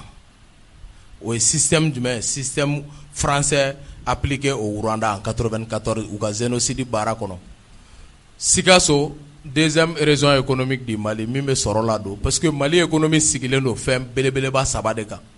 N'i y'a ta k'a lajɛ fɔlɔ ça c'est l'or. Il y a des attaques à Kayi. Kayi a quoi d'avoir avec ça parce qu'ils ont généralisé l'insécurité ka lakanabaliya walankata Mali fantan naani na. Donc à travers l'or les ressources minières Kayi est ciblé. Kayi kɔfɛ kɔɔri coton ne ye Mali ka deuxième économie ye min bɛ sɔrɔ la don Mali kun ka tɛmɛ fɛn bɛɛ kan. Sikaso fɛnɛ lakorilen don hɛrɛma kɔnɔ yan fanw ka Sikaso encerclé et chaque jour c'est bonjour des attaques à Sikaso. Au même moment Segu réseau Mali ka dun ka fa bɛ sabati yɔrɔ min na ka taa ka dun ka faw sele kan ye ka yɔrɔ la kori pour que k'olu bali. Donc c'est très clair France bɛ baara min na on comprend taaba tɛ ko ɲuman kɛ o b'o labɛnw na mais ce qu'on a dit diplomatie bɛ i b'a fɔ yiri quoi. N'i y'a jɔlen bulu nugulen don i bɛ content mais min kɛlen don k'o maintenir o tɔgɔ ko dili o de bɛ dugu la. Diplomatie bɛ kɛ ten de n'i ye yiri lajɛ yiri exemple typique o de ye diplomatie min bɛ jukɔrɔ o de ka bon ni nin bɛɛ ye. Quand la France va partir le Mali va perdre une seule chose c'est sa misère. Ni France taara jɔnya juru de tigɛra ka bɔ Mali kana et ça n'est fini pour toujours c'est parce que France yɛrɛ bɛ lobo laban min na anw ka jamana kɔnɔ n'i ma farati n'i y'a kɛ dusu baara ye munna u ye Modibo Keita ninnu wele les De Gaulle en 68 58 ko jɔnniw bɛ fɛ ka taa indépendance la tout de suite ka mɔgɔw ɲininka Sékou Touré a dit la Guinée le nom historique de Sékou Touré. Modibo Keita a dit oui mais c'est ce que Assimi est en train de faire et c'est pourquoi je lui déclare digne héritier de Modibo Keita. Diplomatie tɛ i b'a fɔ n nana n ka fini di tailleur ma a ma se k'a kala n ka fini di an bɛ taa atelier wɛrɛ la o tɛ. A bɛ lajɛ ji ɲɛma jɔlen na jumɛn kɔlɔlɔ ka dɔgɔ parce que a kɛra cogo cogo si tu es un pays en guerre i bɛ option ta a nafaw b'a la n'o ye avantage ye a conséquences b'a la donc pour que i b'a lajɛ de conséquences bɛ minimiser cogoya min na donc Assimi bɛ ka t'o baara de fɛ et ce que beaucoup ne savent pas France ka départ munna a bɛ na ni France ka chute ye ka bɔ Sahel Mali kan dans un premier temps dans un second temps ka bɔ Sahel kan et enfin ka bɔ farafina bɛɛ kan o ye France tununen de ye ka bɔ jɔyɔrɔba min b'a bolo diɲɛ kɔnɔ parce que France ka ministère de l'économie y'a ka ministère de la défense de ressources foyi tɛ France dugukolo jukɔrɔ mais ils ont une réserve d'or qui a une valeur de 112 milliards de dollars 112 milliards de dollars France ka réserve d'or bɛ bɛn o de ma et pendant les 10 ans de guerre du Mali France propulsera de ka bɔ 6e na ka na yɛrɛ sɔrɔ fɔ 4e jɔyɔrɔ la de 2012 à aujourd'hui donc pour dire que Kidalikaw ye kuma ɲɛfɔ an ye damaw bɛ à la 15 km de Kidal des hautes personnalités olu y'o déclaration kɛ et pendant ce temps n'i ye ko k'e ka France tigɛ bɔ o bɛɛ la Faransi mi ye sariya ta u ka wasabulon kɔnɔ k'u bɛ segin ka na Sahel jamanaw minɛ cɛncɛnfuga jamanaw minɛ ka da u ka dugujukɔrɔ nafolow kan ani ka da ressources naturelles kan même en termes de communication point A bɛ traverser Thessaliti yan fan ninnu fɛ donc ni Faransi ko k'a bɛ taa a kɔlɔlɔ o bɛ Faransi de kan a nafa o de bɛ Mali kan et le plan B qui est la coopération militaire Mali-Russie dɔw tɛ dɛ ni mɔgɔ m'a faamuya diɲɛ kɔnɔ jamana 5 bɛ yen f'i n'o dɔ la kelen ka kɛ ɲɔgɔn bolo surtout ni n'o dɔ la kelen fana bɛ guerre la n'i m'a faamu n'i y'a kɛ dusu baara ye n'i bolo ko berekɛnɛ kɛlɛ don BC ni jele don e ma foyi faamu u b'i ka peuple massacrer à 1 million comme ils l'ont fait en Algérie u b'i ka peuple massacrer i bolo de 15 000 u bɛ taa n'i ye 1 million de morts comme ils l'ont fait au Rwanda. France tɛ hésité pour brûler l'Afrique afin de prendre son petit déjeuner. Ka tasuma don Afrique la n'o de bɛ bɛn France ka daraka ma la France ne va pas hésiter o de la Issa Kaba bɛ ka démarche juridique ni démarche administrative fɔ Rwanda m'a déclassé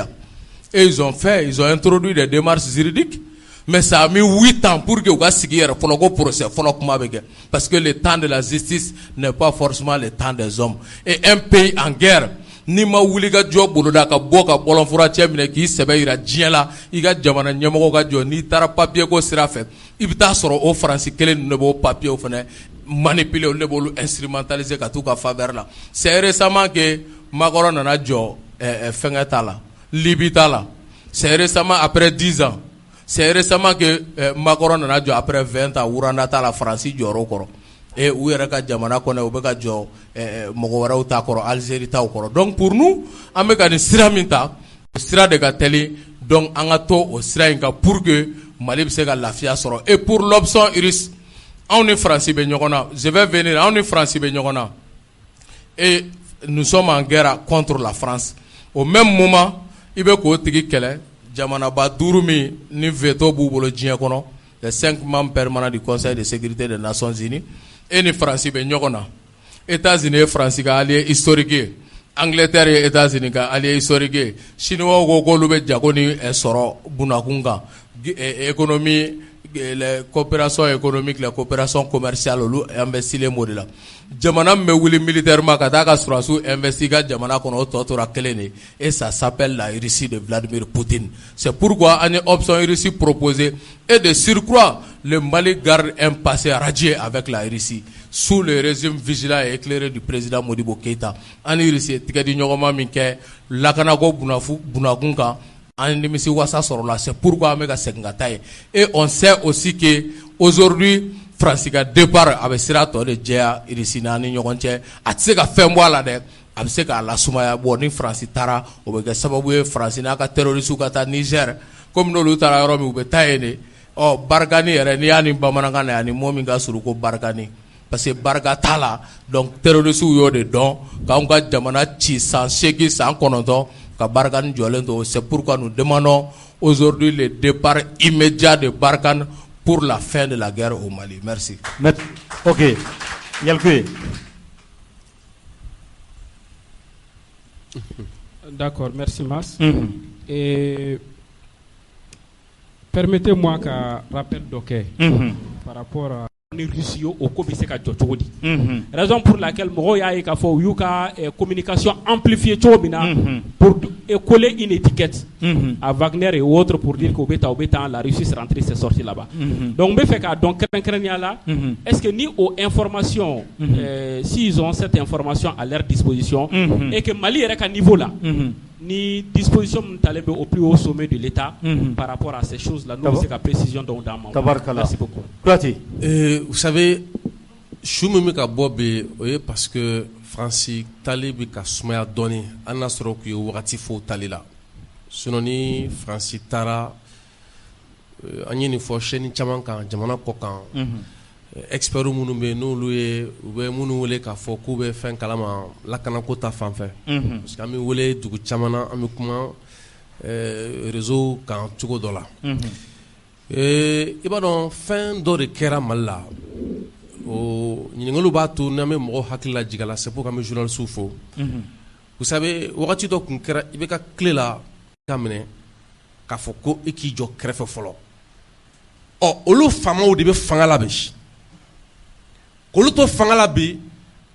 jamana kantigi a ye maa min ta k'o k'a ka kotigi ɲɛmɔgɔ n'o ye premier ministre Choguel yan'ale k'a fɔ fɔlɔ an y'a fɔ ko Mahamadu Yusufu de y'a fɔ Niger ko Kidal kelen don terroriste dagayɔrɔ ye u kɔgɔyɔrɔ u batukɛyɔrɔ u lamɔkɛyɔrɔ u dilanyɔrɔ de ye donc Choguel nana ji da o kuma sanan kan donc sisan u ye mun de kɛ pour que ka mɔgɔw recruter parce que mɔgɔw tun tɛ MLA bolo u ye MLA bɔ Burkina ka na ni MLA ye u b'o kɛ wagati min na o y'a sɔrɔ MLA o yelen don k'a fɔ ko terroriste de don Mali jugu de don u ka ambassadeur min bɛ n'o wele ko Christian Wuriye en 2012 o y'o kuma min fɔ ni diɲɛ y'a mɛn o kɛra sababu ye k'o gɛn ka bɔ a jɔyɔrɔ la o min bɔra a jɔyɔrɔ la a yɛrɛ sisan k'a fɔ ko ne ye Mali ta k'a lajɛ c'est à dire que tiɲɛni min b'an da la tiɲɛni in tayɔrɔ ye Faransi dɔrɔn de ye o tiɲɛni min tayɔrɔ ye Faransi ye Faransi ye option caman calculer Mali kɔnɔ yan maa fɛn fɛn bɛ yen n'o tun bɛ se ka an filɛ kɛlɛ min na bi k'o kɛ u kun ka jate la u ye u bolo da bɛɛ kan u ye politique mɔgɔw minɛ leader d'opinion minɛna leader religieux u y'o bɛɛ minɛ mais sauf que mɔgɔ tɛ se ka Ala ka toɲa i tɛ se ka a maîtriser mɔgɔw bololankolon denmisɛnninw nafolo t'u bolo jɔyɔrɔ t'u la olu de sera ka fara ɲɔgɔn kan ka bɔ ni option ye o de ye surprise kɛ Faransi la o surprise min kɛra Faransi la kabi a yira k'a fɔ ko Faransi bɛ ka reculer défection baden de kɛra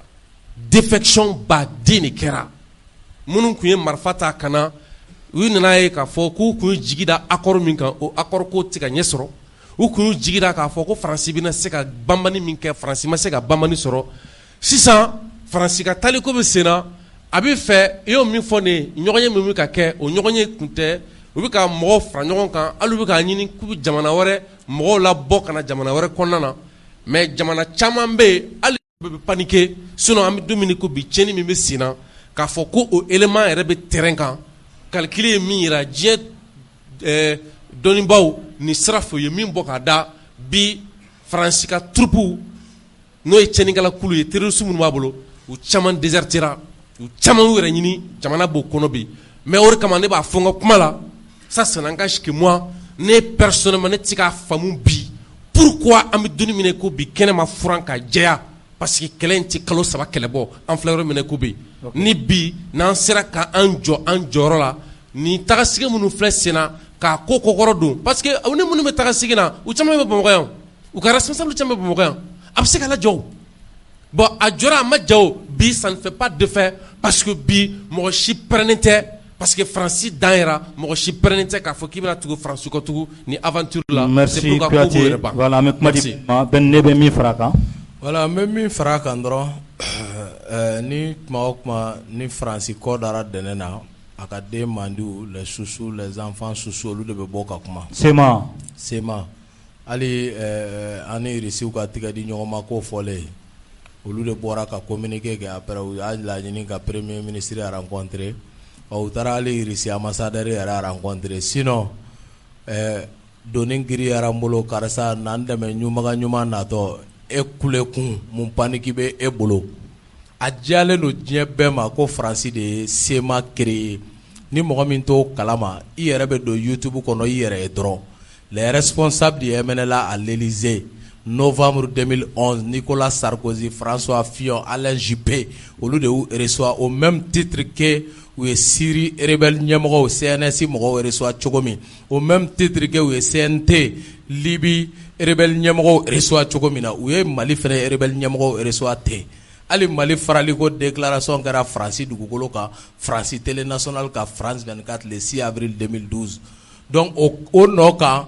Faransi ka den mandiw kun gɛnna hali a daminɛ la terroriste fɛ o n'u kun jatigɛlen don Faransi ka den mandi wɛrɛ fɛ yen n'o ye Wagadugu Blaise Compaoré ye o de kun b'u bisimila u kun jatigɛlen bɛ ani Nouakchott c'est après le 10 janvier que jɔnkuna ninnu kɛlen ka jamana di Lajaba ma ani Amadou Aya Sanogo le 10 janvier 2013 o de kɔfɛ ninnu taara ta Faransi opération Serval ka valise kɔnɔ ka n'olu installer confortablement à Kidal et empêcher que mɔgɔ tɔw tɛ don. Ça c'est très clair donc biolu paniquelen de bɛ k'ale bɔ ko Kidal kɔnɔ k'u bɛ campagne ba de la yen bi ani nord dugu caman mɛnna ka yan fanw fɛ k'a fɔ mɔgɔw ye k'a ye Bɔkɔ Muruti fari da ko ni Wagner nana k'a bɛna suraka bɛɛ faga caman tɛ bolo kan fana ko fulaw fana bɛ campagne na ye ko k'a fɔ ko oui an bɛ nin baara min na n'u nana u bɛna le fila bɛɛ faga mɔgɔ damadɔni mɔgɔ 5 mɔgɔw t'u ka kɛlɛ la bɛɛ b'a dɔn Mali la siyako kɛlɛ tɛ yen e siyako kɛlɛ o bɛ se ka kɛ ko bɛ da Mopti dɔrɔn n'i ye nin salle kɔnɔna na i ma fila ye nin salle kɔnɔ a bɛ kɛ fila ta ye i ma dɔgɔnɔ ye a 3 4 an sigilen filɛ an bɛ ka fɛɛrɛ ɲini cogo di an faso bɛ bɔ lajaba kɔnɔ n'i taara suguba kɔnɔ u bɛ ɲɔgɔn kan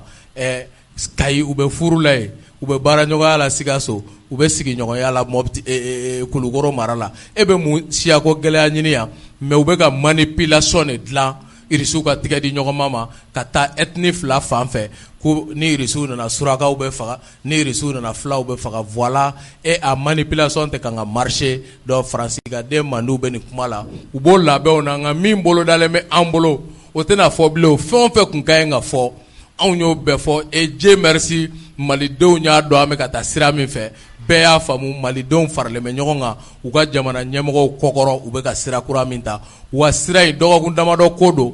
malien bɛɛ bɛna bɔ ka ɲagari ba dɔ fɔ d'ici quelques semaines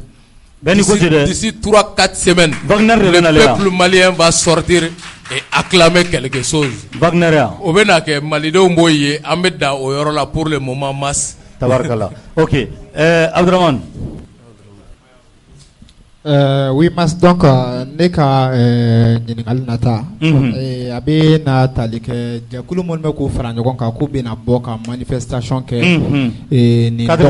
u k'o dɔgɔkun 2 de Hussein Amiyɔn Gindo n'a nɔfɛmaa minnu tun bɛ CCB kɔnɔna la parce que musow de bɔra bon an kɔni t'u bɔli cogoya dɔn olu de y'a fɔ Adama Bɛnjara Sidiki Kuyate Hussein Amiyɔn Gindo Pulo Hussein Amiyɔn Gindo a bɛ kulu min ɲɛfɛ kulu ko tɛ yan o don voilà ni Ala ye alamisa na n'an bɛ Hussein yɛrɛ bisimila voilà a bɛ ɲa kosɛbɛ voilà nin kɛnɛ kelen donc an bɛ fɛ ka ɲininkali min kɛ Sidiki Kuyate ni Adama Bɛnjara la est-ce que ninnu ka bɔli mun bɛna kɛ parce que ni aw fɛnɛ ɲininka a b'a fɔ ko maliden fanba b'aw ka hakilina kan bi olu minnu n'u fɛnɛ ka mɔgɔw bɛna bɔ o kɔni ye CCB fa ni musow ye est-ce que ninnu ka bɔli nin tɛna aw fɛnɛ lasiran wa bon ne bɛ se ka jaabi min di a la merci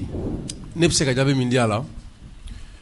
c'est que ala barika la bɔli minnu bɛ kɛ an fɛ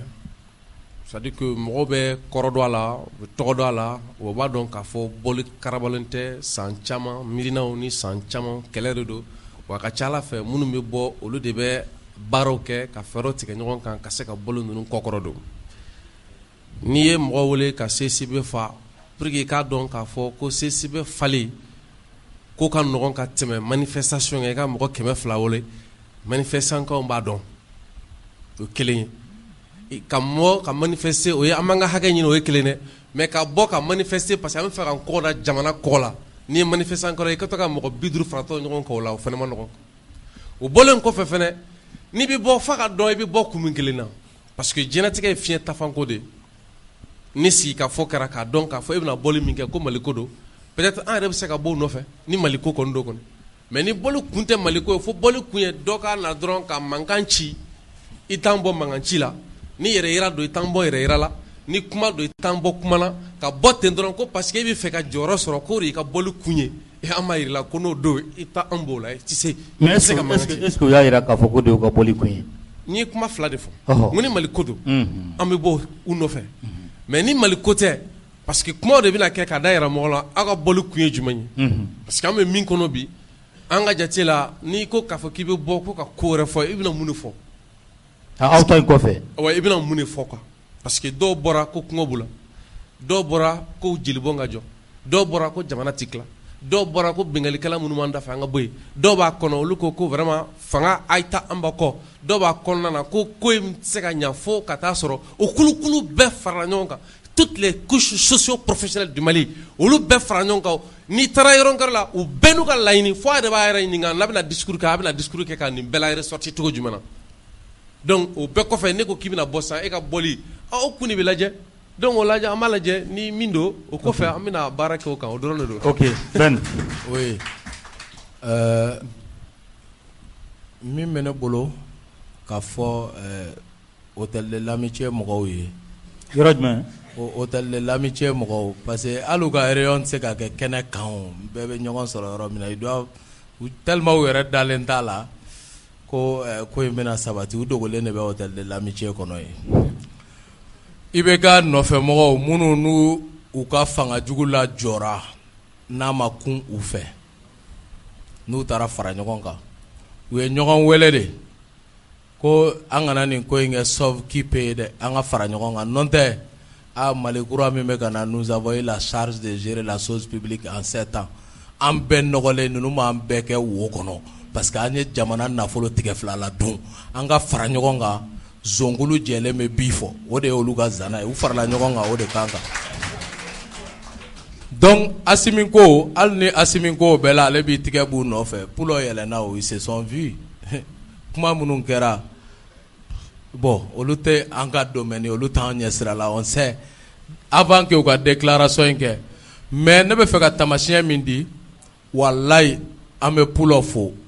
ani Bokari Tereta monsieur Ferelate an b'u fo parce que mɔgɔ saba de ye ne wele cɛkɔrɔba b'a la funangɛni b'a la ani n kɔrɔkɛla mɔgɔ dɔ fana b'a la ko kabiri Ala y'u da u b'an ka kɛlɛ in partager u b'a bɛɛ ne ka fɛn bɛɛ partager réseaux sociaux kan an bɛ ɲɔgɔn dɔn ko mais kabiri Ala y'u da u ma deli ka bɔ ne ka manifestation ko la ko mais jeune billahi u bɛ bɔ parce que dɔrɔn Pulo ye nin kuma fɔ donc nous remercions Pulo d'avoir mobilisé pour nous demain parce que dɔrɔn a ko a bɛ bɔ billahi mɔgɔ saba de ye n wele u tulo bɛ n kan na k'u bɛ bɔ sini ka d'a kan Pulo ko i bɛ k'a ka mɔgɔ minnu ye jamana ci k'u ma jɛ jamana bɛ ka taa sira min kan ɲɔgɔn ye fɛn fɛn bɛ ka kɛ CEDEAO représentant min gɛnna an'u ni ɲɔgɔn cɛ ɲɔgɔn ye min bɛ ka kɛ u ni Faransi ambassadeur ni ɲɔgɔn cɛ toutes les preuves sont réunies u yɛrɛ dɔ la kelen bɛ yen ne de tagara n'o ye Kati pour pouvoir rencontrer les autorités u n'u kɛlen ka ɲɔgɔn ye ils ont dit ko Faransi ambassadeur k'u ma dɔrɔn ko de reprendre les M5 et ils vont faire le reste du boulot billahi u dɔ la kelen ni yɔrɔ fɔ bamanankan na u dɔ la kelen ko ne taara ni maa min ye Kati o bɛ kadiri in kɔnɔ ye o b'u ka kadiri in kɔnɔ ye k'u ni Faransi ambassadeur sigira ko ale kɔni tiɲɛ don ale b'u nɔfɛ ye mais min ye Mali dafiri ye k'ale tɛ don o la c'est quand il m'a dit ça ne ko est ce que ne ye kɛnɛ dayɛlɛ i bɛ se ka taa fɔ jamana ɲɛmɔgɔw ye ni kuma min b'i da k'a bɛ se k'a fɔ wa ale fɛla ye mun ye a y'a ka proposition kɛ proposition ye jumɛn ye an k'a lajɛ an ka ministre dɔ ka di anw ma transition ka prolonger ko hali n'i ye fatɔ ye i b'a dɔn élection tɛ se ka kɛ sinon i bɛ Mali tɔ bila guerre civile de kɔnɔ ko mais dɔ ka di olu ma u bɛ kɛrɛfɛ u da tɛ kuma la o tɛmɛnen kɔfɛ Sogɛli Kokala Mayiga o ye menace ye Sogɛli bɛ bɔ yen cogo di o fana tɛmɛnen kɔfɛ an k'a lajɛ ni kalo 18 de bɛ fara a kan an ka i bɛ k'a ka mandat tɔ ta ka taa fɔ septembre 2023 la mais o kɔnɔ programme ka kɛ nin kalo 6 fɔlɔ an bɛ nin baara kɛ nin kalo 6 filanan an bɛ nin kɛ kalo 6 sabanan an bɛ nin kɛ ko k'o précision di o bɛ kɛ mɔgɔ minnu ka proposition ye su fɛ Kati tile fɛ i bɛ n'olu jɔlen sɔrɔ CICB kɔnɔ walima média ɲɛkɔrɔ an bɛ bɔ i bɛ bɔ i bɛ taa min sotaramantigiw an kɔni bɛ min dɔn sotaramantigiw gɛlɛya bɛ dugu kɔnɔ hali ne yɛrɛ ka laɲini na m'o de fɔ irisi ko in n'i ye sɛgɛnɛ kiri lakana kɔngɔ b'anw na a ka kɛ hali bi bɛɛ bi de ka di ne ye n'i ye sɛgɛnɛ irisiw ka cun Mali kɔnɔ bi pour mettre fin à cette guerre là ne ka laɲini ba Assimi fɛ o y'o de ye ne n'a ka sigi fɛ m'o de laɲini an ka teliya irisiw ka na hali n'o y'a sɔrɔ olu bɛ ka jateminɛ dɔw ni contrat kow ni fɛn camanw don ne ka laɲini dɔ ye n ka laɲini dɔ ye jumɛn ye n b'a fɔ n ko gɛlɛya bɛ dugu kɔnɔ parce que je sais ani mɔgɔ min bɛ ɲɔgɔn na wari tile b'a bolo o de la a bɛ fɔ n'i bɛ souveraineté ɲini f'i ka wari ka k'i bolo anw ka wari tile bɛ Faransi bolo o robinet fermé bɛ yen pour que ka jamanadenw bila sɛgɛn ni gɛlɛya kɔnɔ u ka wuli Assimi contre la n b'a fɔ an k'a lajɛ an ka gamiyakaw da nɔgɔya furaw ka nɔgɔya sow bɛ jɔ ni fɛn minnu ye nécessité produit de première nécessité olu daw bɛ se ka nɔgɔya cogo min na an b'o kumaw n'o fɛnw fɔ an b'o baaraw bila sen kan an b'o laɲiniw don ka ɲɛsin président ma mais ninnu ta ye jumɛn ye bi an bɛ yɔrɔ min na élection à tout prix parce que an ni Faransi ambassadeur ye ɲɔgɔn ye an ka bɔ ka goudronba minɛ et c'est ce que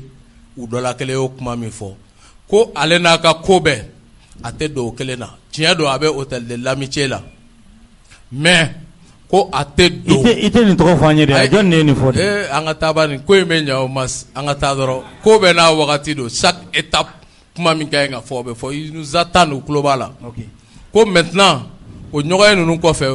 u tɛna ɲini ka bɔlibaw kɛ bɔliba in kuma fɔra ale kɔni t'i ɲin don a la et vous allez voir ce qu'il a promis a ko n'u k'u bɛ bɔ k'u bɛ jamana déstabiliser ale bɛ bɔ k'a ta la k'a bɛ conférence de presse kɛ c'est ce qu'il a dit donc ne t'a tɔgɔ fɔ dɛ a tigi yɛrɛ bɛ bɔ n'a yɛrɛ ye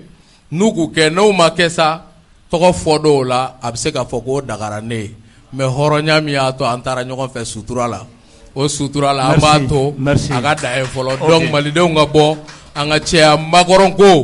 ko maliden kelen tɛ autorité de la transition kɔ an bɛ bɔ n'an bɔra ka kɛ $2 ye comme président Madel ka $2 sɔrɔ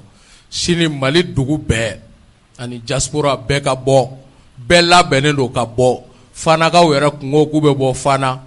u tilala k'a décider tout de suite k'u bɛna si boulevard kan ko su in na k'u bɛ fɛ u kunbɛli kɛnɛ kan ne ani Mande Sɛgɛ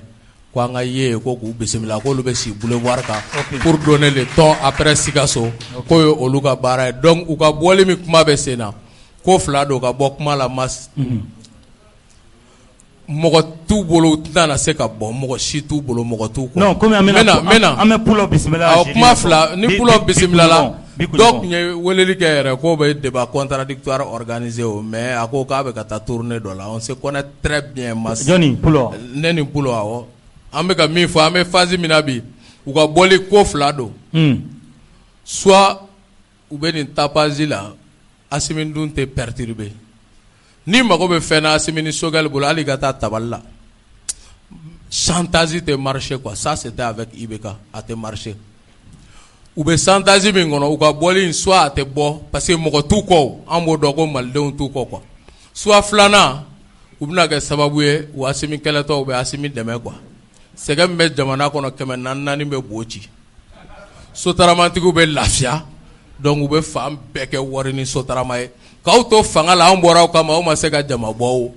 fo aw bɔlen fanga la bi ko parce que français ambassadeur y'aw wele u bɔnsuru ka bɔ u b'an sɔrɔ u ɲɛ. ok Isa Kaba.